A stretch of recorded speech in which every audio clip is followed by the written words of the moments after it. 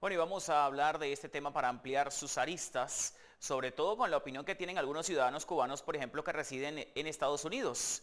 Vamos a conversar desde Miami, Florida, con el periodista e historiador Pedro Corso. Señor Corso, muchas gracias por acompañarnos. Muy buenas tardes. Muy buenas tardes y las gracias a ustedes por esta oportunidad. Un saludo para todos. Encantado de recibirle. ¿Cuál es en este momento el escenario social que hay de la comunidad de cubanos que residen en la península de Florida, concretamente en Miami y sus alrededores, que es la más grande de Estados Unidos, a tal punto que inclusive hay un barrio que se llama Pequeña Habana, precisamente en Miami? Entonces, ¿cómo ha caído esta situación en este momento? Porque anteriormente veíamos que en efecto habían algunos que apoyaban este acercamiento entre Obama y Castro, otros que rechazaban por sentirse defraudados tras intentar y lograr con mucho esfuerzo llegar a Estados Unidos. ¿Cuál es al día de hoy el termómetro social en Florida?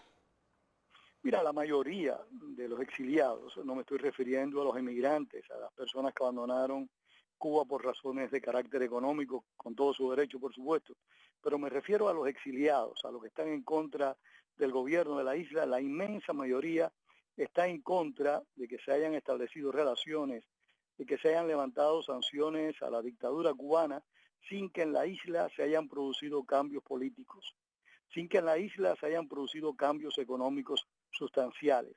No es que se opongan a la relación, es simplemente que consideran que con Cuba se debió llevar una política similar a la que estableció el gobierno de Estados Unidos con Birmania, que se le planteó que hiciera concesiones políticas, como ha ido ocurriendo en ese país del sudeste asiático, que está en camino a la democracia, pero en Cuba eso no ha ocurrido.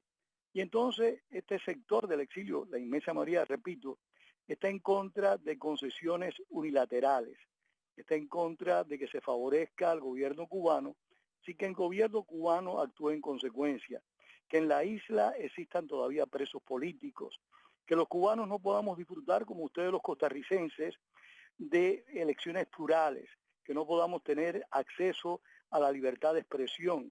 Esta conversación que tú y yo estamos teniendo, un cubano de la isla no la puede tener con un medio del propio país, la puede sostener con un medio del extranjero, pero no con un medio cubano. Simplemente demandamos y pedimos eso, no pedimos otra cosa.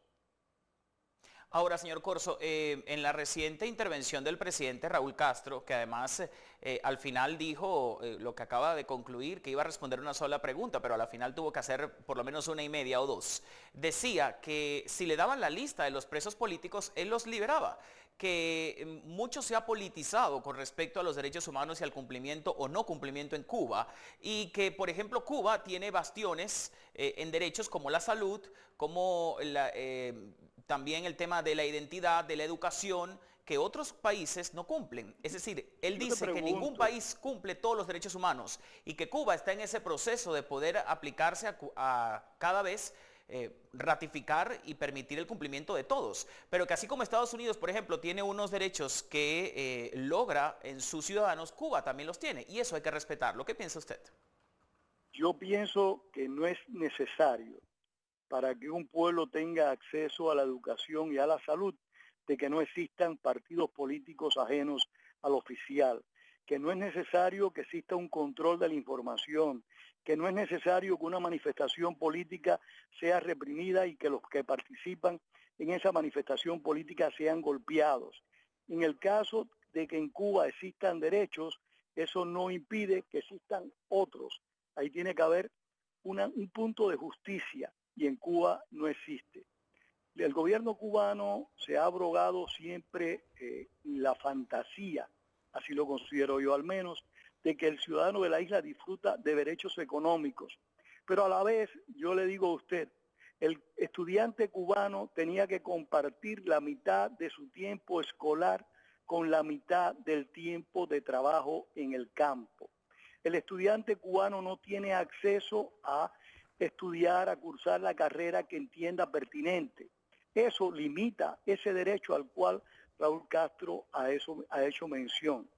Este mes de enero, el mes de enero de este año, en Cuba hubo al menos 1.414 detenciones por motivos políticos. Eso no tiene lugar en ningún país del hemisferio.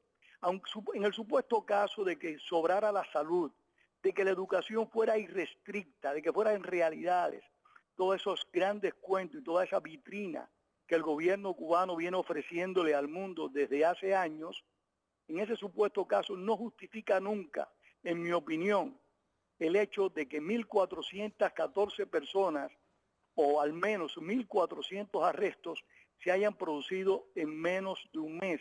No tiene sentido. La Bien. violación de los derechos humanos en Cuba es sistemática y permanente. La propia Constitución, el capítulo 5 de la Constitución, aclara bien que quien dirige el país es el Partido Comunista, porque en Cuba no hay elecciones plurales como existen en Costa Rica. Señor Corso, solo una frase para despedir esta entrevista. ¿Cuál es la solución a la situación de Cuba? La solución es que el pueblo cubano tenga derecho a sus derechos, que el pueblo cubano pueda acceder a tomar decisiones de qué gobierno quiere, Bien. que el gobierno cubano convoque unas elecciones generales, plurales, con verificación internacional y que podamos elegir a quien querramos elegir, no una dictadura dinástica de 57 años. Eso pasa entonces por cambiar el modelo político. Gracias, señor Corso, por su tiempo hasta ahora. Muy buenas tardes. No, las gracias a ti. Buenas tardes. Hasta luego. Despedimos al periodista e historiador Pedro Corso. Vía telefónica nos acompañaba esta hora desde Miami, Florida.